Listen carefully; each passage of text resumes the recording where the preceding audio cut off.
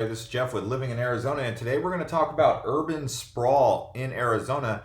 And it's kind of come up a couple times where people say that Arizona has a lack of sense of community in some of these cities, in Tucson and in Phoenix. And then, at least where I'm at, I would say there is a sense of community. At least it looks like there's a fertile environment to create a sense of community. But here, we'll just pull off a comment here, running with Spirit Jake. Just moved from Chicago to Phoenix area for a short period of time, and one thing I'm not used to is there's no sense of community here, at least where I'm at. And so what would cause this is people being from all over the place, kind of just different cultures, different perspectives, just feeling like kind of like a fish out of water and all kind of settling together here in the Valley of the Sun, all under the idea of staying away from the problems that come with cold weather and all that stuff. That's what the lure is here, right? So, what's the deal with urban sprawl in Arizona? What does it mean? So, basically, if you take a look here at Google Maps, you can see we have Phoenix metro area and we have Eloy all the way down to Tucson. It is my anticipation that this whole area from Phoenix to Tucson, maybe in 50 to 100 years, will probably all be one big metro like you see from New York to Philly. Now, the thing that you have in New York and Philly that you don't have in Phoenix and Tucson is these communities where, on let's just say a 5 mile square radius, you have a school, a hospital, many entertainment things, and whatnot. Usually, these communities, you've got a high school 15 miles away, and some people living 15 miles north, 15 miles south, 15 miles east, 15 miles west. So, really, they're so sprawled out, and you can see this just in any of these communities how sprawling the city is. Phoenix Metro is definitely going in all different directions. And what caused this? Like, how did this come about? Well, one of the things that, if you do a little bit of research, you'll discover is that during the Cold War era, they were trying to spread out communities because they didn't want,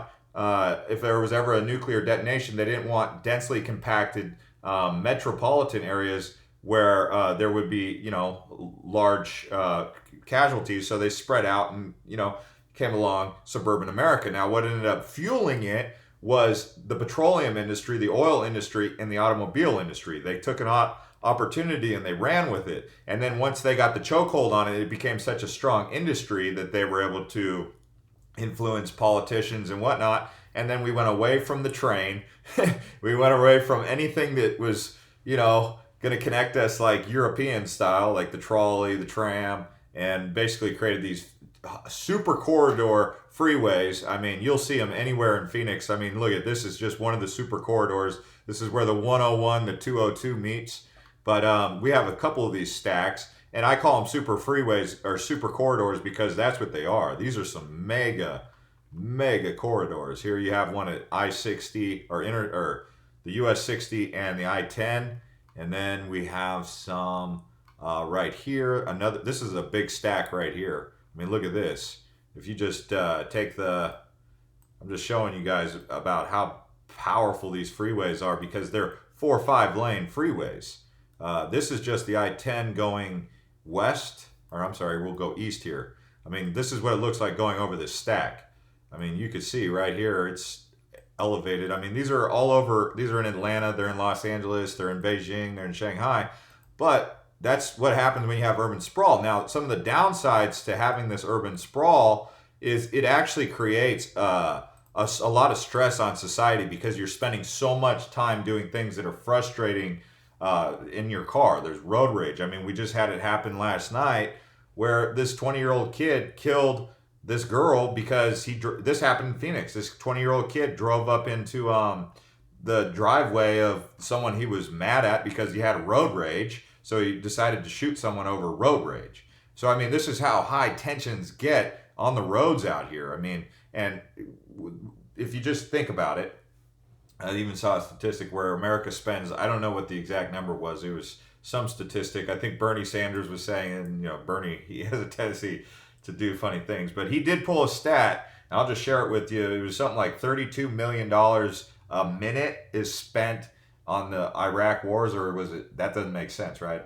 It was $32 million an hour, or maybe even $32 million a day. I don't know the exact number, but was spent every day since 2001 on the war on terrorism, which could be a viable threat. But my comment is that transportation is one of the largest killers in all, or our transportation, automobiles are one of the largest killers in all of America and all the world, really. I mean, I think more people die from automobile accidents than anything else. So I'm saying that, and a lot of this comes from these roads, this need to urban sprawl, this need to sprawl out and spend so much time every single day in our vehicle.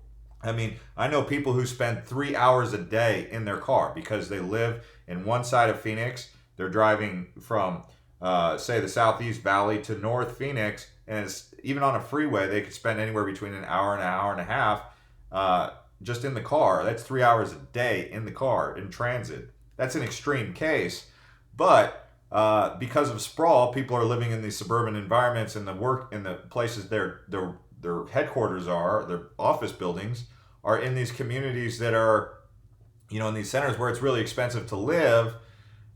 So it's definitely the situation at hand. It's not like you can blame anyone. It's just the side effects, the pros and cons of an urban sprawl that we have here in Phoenix. I mean, you can even see here on perk.org, urban sprawl, pro and con. You can see, here's just some points. My study of metropolitan growth indicates 3 kinds of development and typical of what we call urban sprawl. They include leapfrog development, strip of ribbon development, and low density single dimensional division. Let us look up each type. Leapfrog development occurs when developers build new residents some distance from an existing urban area, bypassing vacant parcels located closer to the city. In other words, developers choose to build on less expensive land further away from an urban area. And this is the kind of stuff we see out in this area. That's how Florence, Coolidge, some of these other areas are getting built up because it's cheaper land. They can build on a big, 80 acres, a community, and the homes are cheaper, so people will buy them, but they're out there in rural countryside, even though they're stacked on top of each other. That's that leapfrog development.